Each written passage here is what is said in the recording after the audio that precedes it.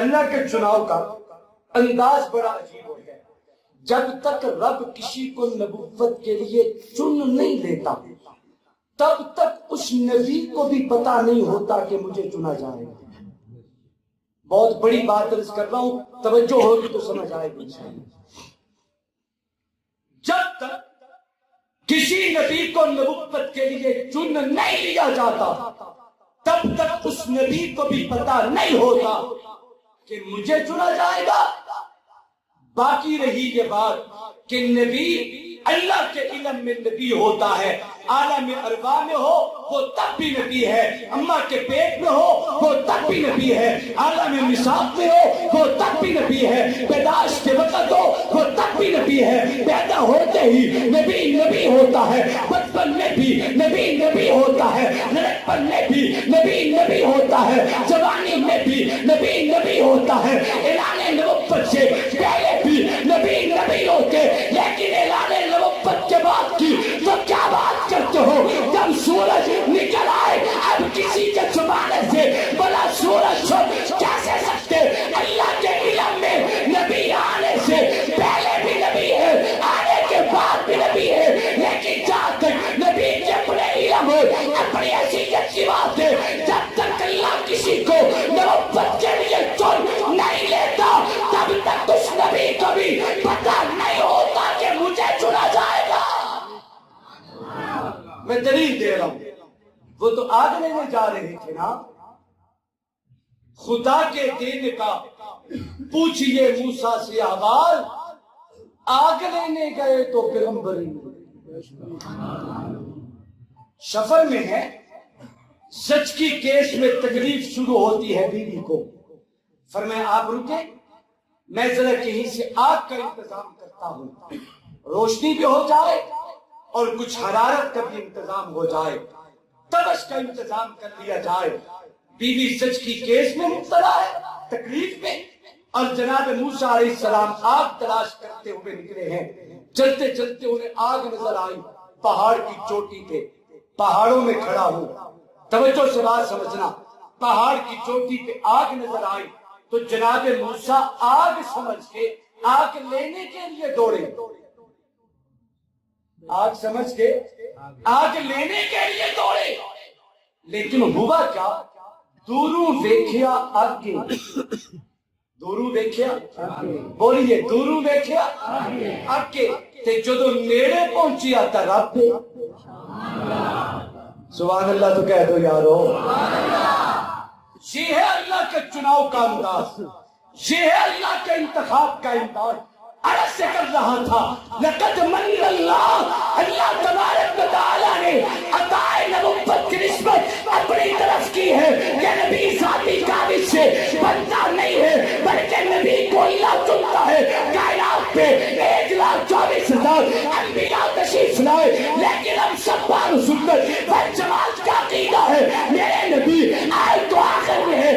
اللہ تبارک و تعالیٰ نے میرے نبی کو سب کا امام بنا کے بھیجا, سب کا سردار بنا کے بھیجا, اور یہ شان دے کے اللہ نے میرے نبی کو بھیجے. میرے نبی کے بعد اب قیامت ہے, نبوت کوئی نہیں, اب قیامت ہے, رسالت کوئی نہیں. اگر کوئی آدمی میرے پیغمبر کے بعد نبوت کا اعلان کرے ہم اسے دجال پر ملا کہیں گے, لیکن یہ شخص کبھی بھی نبی نہیں ہو سکے گا. ایمان کی بات عرض کر رہا ہوں, میری بات سمجھ میں آ رہی ہے؟ بے شک اللہ نے میرے نبی کو بڑے مقام دیے. ایک جملہ عرض کرتا ہوں دل پر اتنا, رب نے میرے محبوب کو یہ شان دی ہے کہ میرے آقا کائنات کے مقصود میں اول بن کے آئے لیکن ظہور میں آخر بن کے آئے. آقا مقصود میں اول, بولو مقصود میں اول, مقصود میں اول, لیکن ظہور میں آخر. آپ کہیں گے شاہ جی آپ کہنا کیا چاہتے ہیں, تو میں ایک مثال دے کے نا بات سمجھا دوں. مجھے گھی چاہیے. کیا چاہیے؟ زور سے بولیے کیا چاہیے؟ اچھا ایمانداری سے بتاؤ بڑے اسٹور میں 1 نمبر کی کون سا ہے, کشمیر یا ڈالڈا؟ دیسی گھی. کشمیر ٹھیک ہے. تسی تو کشمیر اس کشمیر کی نسبت نال کہہ رہے ہو. ایک نمبر کی کون سا بابا جنہیں کھاتا ہو سی انہوں کی زبان بول سی, سارے تو نہیں بول سکتے. جنہیں ویکھے ہی نہیں انہوں نے کی پتا بھی کی ہوتا ہے, دیسی کیا ہوتا ہے. ایک نمبر کی کون سا ہے؟ زور سے بولو, زور سے بولو. بندے بھی فارمی ہو گئے جنہوں نے دیسی کا پتہ ہی نہیں, ساری خوراک فارمی ہے, دیسی کچھ بھی نہیں رہا. توجہ کرنا, میں مثال دے رہا ہوں. میرے نبی مقصود میں اول بن کے آئے, لیکن ظہور میں آخر بن کے آئے. مجھے گھی چاہیے. کیا چاہیے؟ زور سے بولیے, کیا چاہیے؟ آپ تھک چکے تو میں بات ختم کرتا ہوں. میں تھوڑی جان چھوڑنا, پھر بولو میرے نال سبحان اللہ. مجھے کیا چاہیے؟ زور سے کیا چاہیے؟ میں نے بڑا تلاش کیا, مجھے گھی نہ ملا. میں نے سمجھا کہ شاید گھی مجھے پیسے سے مل جائے گا. میں نے 2000 3000 4000 روپے فی کلو کے اعتبار سے چھان بین کی, مجھے گھی نہ ملا. میں آپ بیٹھا یہاں دلوار میں, اور میری ملاقات ہو گئی حاجی محمد ظفر صاحب سے. مجھے کہنے لگے شاہ جی آپ کیوں مارے پھرتے ہیں گھی کے لیے؟ اگر آپ گھی لینا چاہتے ہیں اس کی بہترین صورت یہ ہے کہ آپ اپنی گائے خریدیں. یہاں گائے کا رواج ہے, گائے بھینس, آپ اپنی گائے خریدیں. میں نے کہا چلیں یہ بات ٹھیک ہے, لیکن میرے پاس باندھنے کا انتظام نہیں, کھلانے کا انتظام نہیں, خدمت کا تحت اسباب میرے پاس انتظام نہیں. انہوں نے کہا دیکھیں جب ایک نمبر گھی چاہیے تو یہ سارے انتظام تو کرنے پڑیں گے. میں نے 2 ایکڑ زمین ٹھیکے پہ لی, کیوں؟ اس کی خدمت کے لیے. اب میں آپ سے پوچھتا ہوں, میں نے گائے خریدی, مقصود کیا ہے؟ دیسی بے شک نہ بولے, گھی بول دے. مقصود کیا ہے؟ زور سے, مقصود کیا ہے؟ میں نے گائے خریدی, مقصود گھی ہے. میں نے اس کے لیے چارے کا انتظام کیا, مقصود گھی ہے. میں نے اس کی دیکھ بھال شروع کی, مقصود گھی ہے. میں نے اس کے لیے خدمت کی, مقصود گھی ہے. میں نے چارہ ڈالا, مقصود گھی ہے. میں نے دودھ نکالا, مقصود گھی ہے. میں نے آگ پہ گرم کیا, مقصود گھی ہے. میں نے ٹھنڈیائی ڈالی, مقصود گھی ہے. ابھی تک مقصود ظاہر نہیں ہوا, توجہ. میں نے ٹھنڈیائی ڈالی, مقصود گھی ہے. صبح دیکھا تو دہی بن چکی تھی, میں نے دہی پہ بیٹھ کے کی, مقصود کی ہے. لسی اور مکھن کو آپس میں جدا کیا, مقصود کی ہے. جب ایک مکھن کا پیڑا نکل آیا, میں نے اس مکھن کے پیڑے کو خاص طریقے سے آگ پہ بیٹھ کے گرم کیا ہے. اب یہ گھی اپنی اصلی شکل میں ظاہر ہوا ہے. یعنی بتانا یہ چاہتا ہوں جو گھی مقصود میں اول تھا وہ وجود میں آخر میں آیا. گائے آئی, مقصود میں گھی تھا. بھینس آئی, مقصود گھی تھا. چارے کا انتظام کیا, مقصود گھی تھا. یہ تواتر اور تسلسل سے کئی دن کی محنت کے بعد جب میں نے مکھن کے پیڑے کو آگ پہ بیٹھ کے گرم کیا ہے, اب یہ گھی اپنی اصل شکل میں ظاہر ہوتا ہے. جیسے یہ گھی مقصود میں اول تھا, وجود میں آخر میں آیا. میرے آقا, میرے مولا, میرے سرکار, اولین و آخرین کے پیغمبر, سرتاج الانبیاء, سید الانبیاء, امام الانبیاء, سید الرسول, ہادی السبل, مولا کل, اولین و آخرین کے پیغمبر حضرت محمد مصطفیٰ صلی اللہ علیہ وسلم بھی کائنات کے مقصود میں اول بن کے آئے, ظہور میں آخر بن کے آئے. جیسے یہ گھی مقصود میں اول ہے, ظہور میں آخر میں, وجود میں آخر میں, میرے نبی بھی کائنات کے مقصود میں اول بن کے آئے, لیکن ظہور میں آخر بن کے آئے. سبحان اللہ. ابھی کو جملہ کہہ دوں, جب یہ گھی نکل آیا, گھی تیار ہو چکا, اب آپ اس گھی سے دنیا جہان کے کھانے تیار کرو. یہ گھی سب کچھ بنائے گا, بنائے گا یا نہیں بنائے گا؟ زور سے بولو, زور سے بولو. یہ گھی سب کچھ بنائے گا یا نہیں؟ آپ اس سے مٹن بنائیں, آپ اس سے بیف بنائیں, آپ اس سے دیسی چکن بنائیں, آپ اس سے فش تیار کریں, آپ اس سے پاکستانی کھانے بنائیں, انڈین کھانے بنائیں, اربن کھانے بنائیں, خلیجی کھانے بنائیں, امریکن کھانے بنائیں, انگلش کھانے بنائیں. یہ گھی سب کچھ بنائے گا. یاد رکھو جو گھی مقصود میں اول تھا, وجود میں آخر میں آیا, جب یہ گھی تیار ہو جائے آپ اس گھی سے دنیا جہان کے کھانے تیار کر سکتے ہو. یہ گھی سب کچھ بنائے گا لیکن یاد رکھنا گھی اپنے وجود سے کبھی بھی نیا گھی تیار نہیں کرے گا. اگر کوئی 2 نمبر طریقے سے بنا کے لائے آپ اسے 2 نمبر تو کہیں گے، 1 نمبر نہیں ہو سکتا. یہ گھی سب کچھ بنائے گا مگر گھی سے گھی تیار نہیں ہوگا. میرے نبی کائنات کے مقصود میں اول ظہور میں آخر بن جائے. جب میرے نبی کا نبوت والا سورج گھی نکل آیا، اب اس گھی سے صداقت تو بنے گی، اب اس گھی سے عدالت تو بنے گی، سخاوت تو بنے گی، شجاعت تو بنے گی، ولایت تو بنے گی، فقاہت تو بنے گی، امامت تو بنے گی. اس گھی سے نوازی بھی بنے گے، حاجی بھی بنے گے، غازی بھی بنے گے، شہید بھی بنے گے. جیسے گھی سے گھی تیار نہیں ہو سکتا، میری آقا نبوت سے گھی بن جائے. آقا کی نبوت سے دنیا جان کی عصمتیں وجود میں آ سکتی ہے، لیکن میرے نبی کے بعد اب قیامت تک کوئی نیا نبی تیار نہیں ہو سکتا.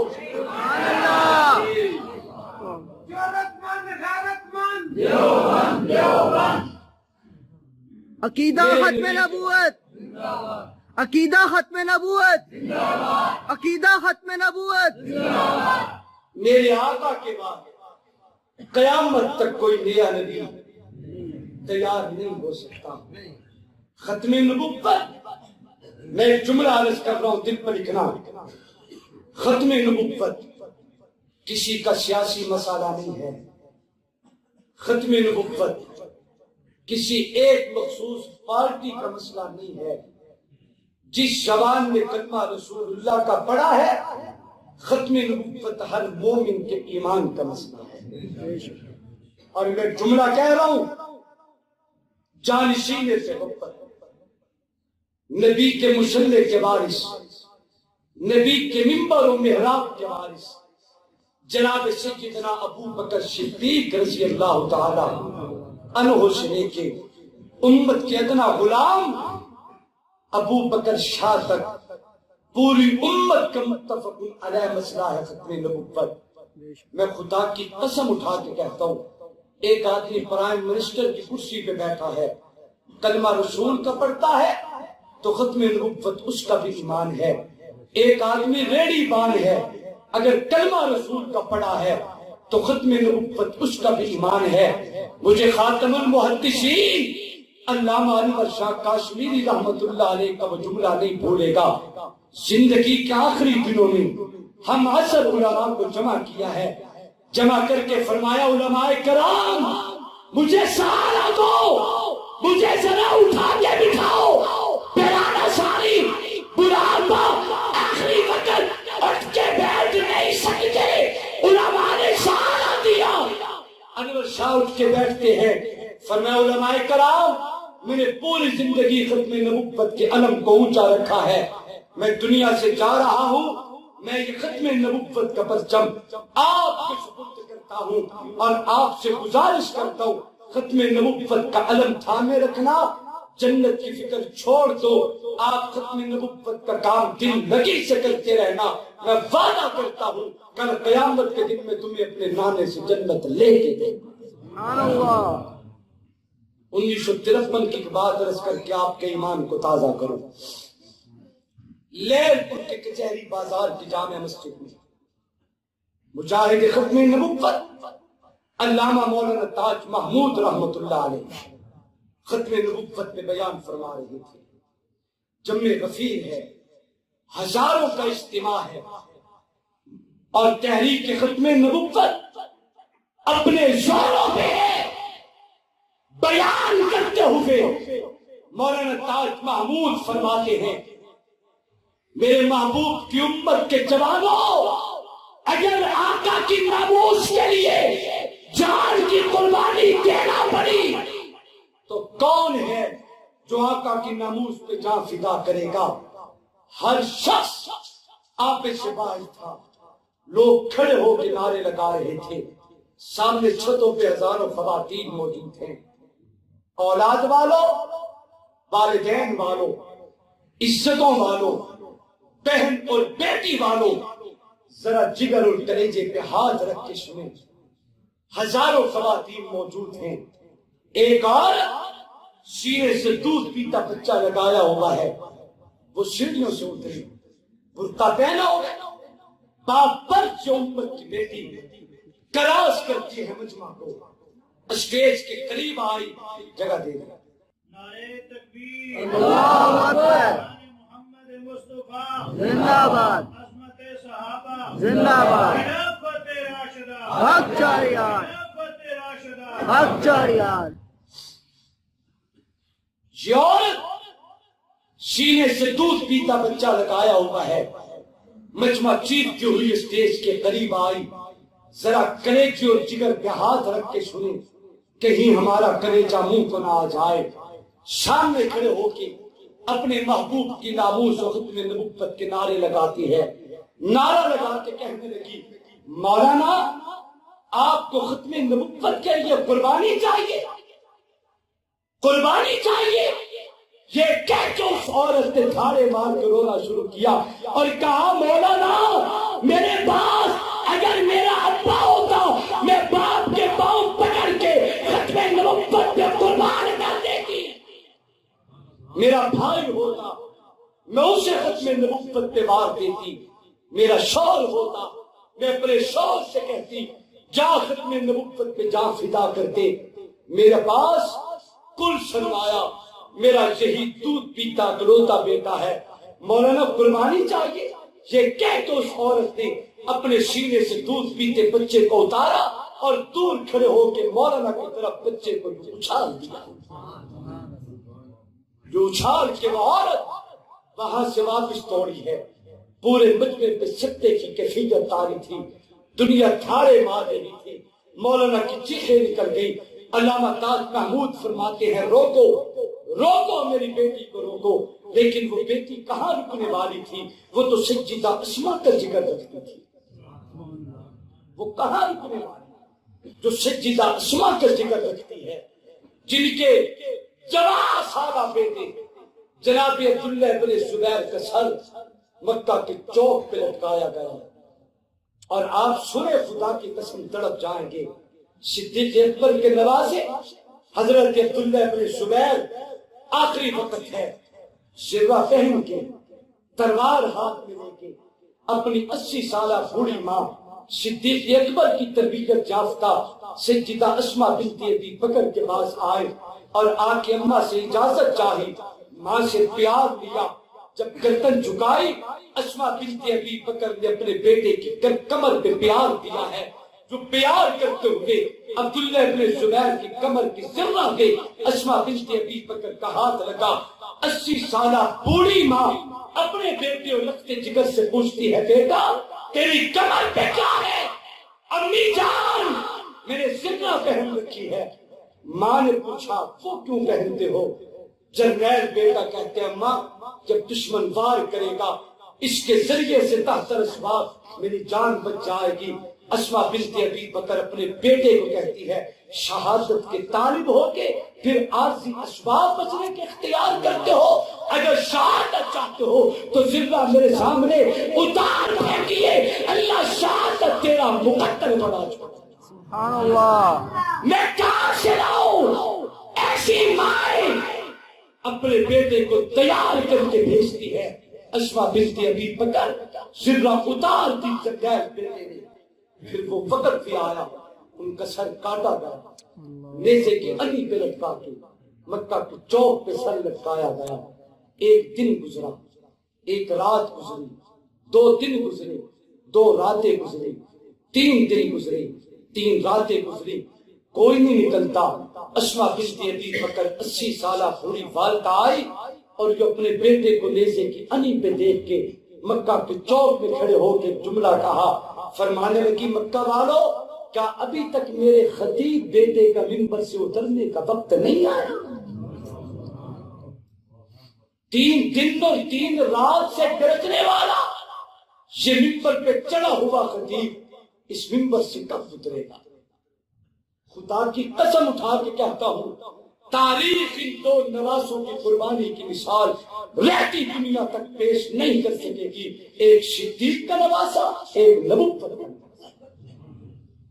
اپنی جان دینا آسان ہے، اپنے سامنے بھتیجوں بھانجوں چچا زاد بھائیوں کے لاشوں کو ہڈیوں میں دیکھنا کوئی آسان بات نہیں ہے، لیکن نبی کا جگر، نبی کا نواسا، نبی کا خون، نبی کا بیٹا، نبی کا نواسا اور نبی کا رشتے جگر حسین ابن علی وہ ہے جس کے بھائی بھی دیے، بھتیجے بھی دیے، بھانجے بھی دیے، بیٹے بھی دیے، اور تو تین دن کا نہتا بیٹا، چند دن چند مہینوں اور چند دن کا نہتا بیٹا حضرت علی اصغر کا لاشا حضرت حسین نے اٹھائے، آسمان کو دیکھ کے ایک جملہ کہا، اللہ میرے قافلے میں دیکھ، جو چل کے آ سکتے تھے میرے ساتھ چل کے آئے ہیں، جو چل نہیں سکتے تھے میں انہیں اپنے ہاتھوں پہ اٹھا کے لایا ہوں. ابھی یہ راز و نیاز کی باتیں چل نہیں رہی تھی، دشمن کا تیر آیا، علی اصغر کے حلق میں بےبس ہو گیا، جان جان یا آفری کے حوالے کرتا ہے بیٹا حسین ابن علی، میں قربان جاؤں تیری عزت پہ، میں قربان جاؤں تیری عصمت پہ. زبان سے وغیرہ نہیں کیا، چیخو پکار نہیں کی، آسمان کو دیکھ کے ایک ہی جملہ کہا، اللہ میرے نیت سے اس چھوٹے شہید کو بھی اپنی دربار میں قبول فرما دے. لقد من اللہ علی المؤمنین اذ بعث فیہم رسولا.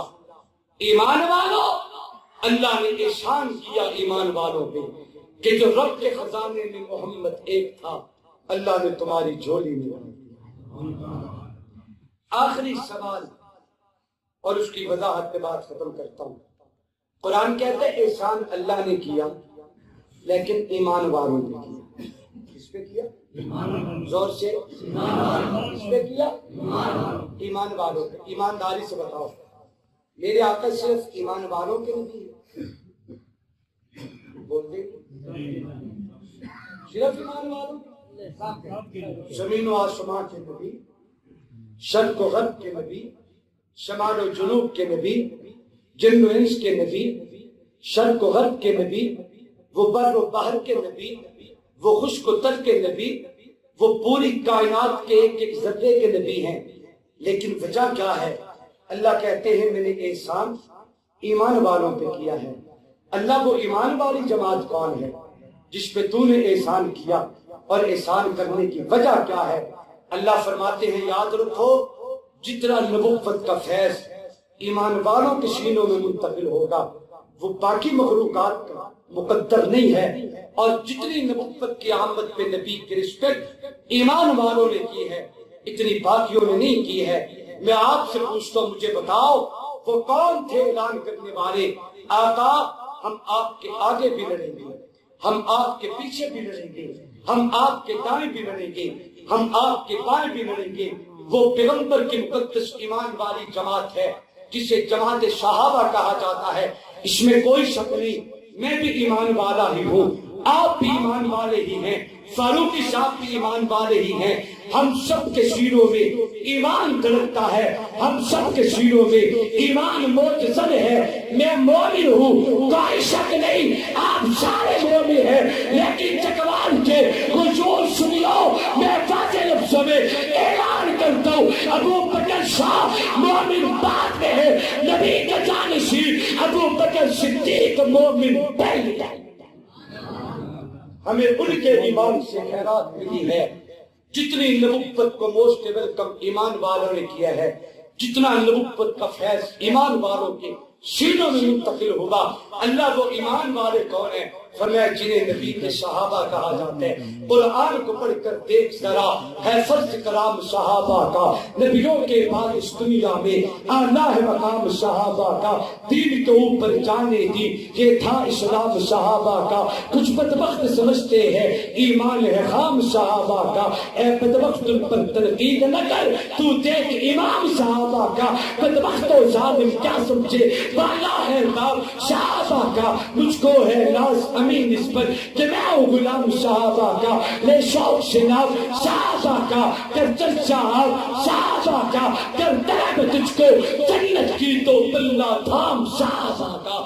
اللہ سے دعا ہے اللہ مجھے اور آپ کو اپنے محبوب سے، نبی کے جانوں سے والہانہ عقیدت و محبت نصیب فرمائے۔